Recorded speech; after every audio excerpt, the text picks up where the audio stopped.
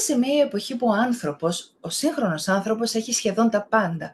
Παρ' όλα αυτά, όλο ένα και πιο συχνά βλέπουμε ότι χρειάζεται βοήθεια, χρειάζεται καθοδήγηση.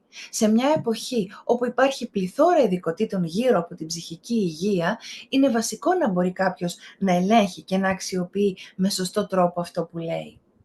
Οι παλιές πανανθρώπινες ιστορίες, τα παραμύθια, ναι, αυτά με τις μάγισσες, τους βασιλιάδες, τους δράκους, τις λάμιες και τα στιχιά, αυτά που έχουν πάντα αίσιο τέλος.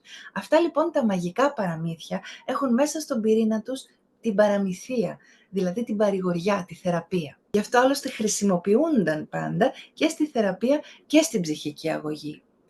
Από την μακρόχρονη εμπειρία μου μπορώ να σας πω με σιγουριά ότι πάντα στο τέλος μιας αφήγησης, πάντα οι άνθρωποι φεύγουν γαληνεμένοι, ηρεμούν, ηρεμεί η ψυχή τους, ανακουφίζονται, παρηγορούνται.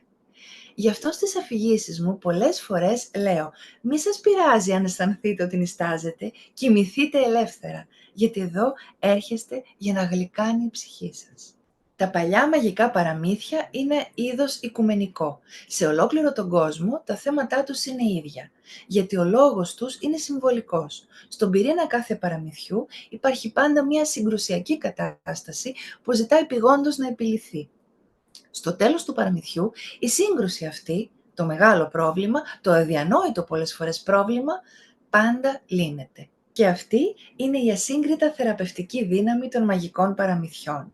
Αυτή είναι η μεγάλη δύναμη της αφήγησης γενικότερα, όταν αξιοποιηθεί σωστά. Μας βοηθάει να περάσουμε σε βαθύτερα επίπεδα αυτογνωσίας.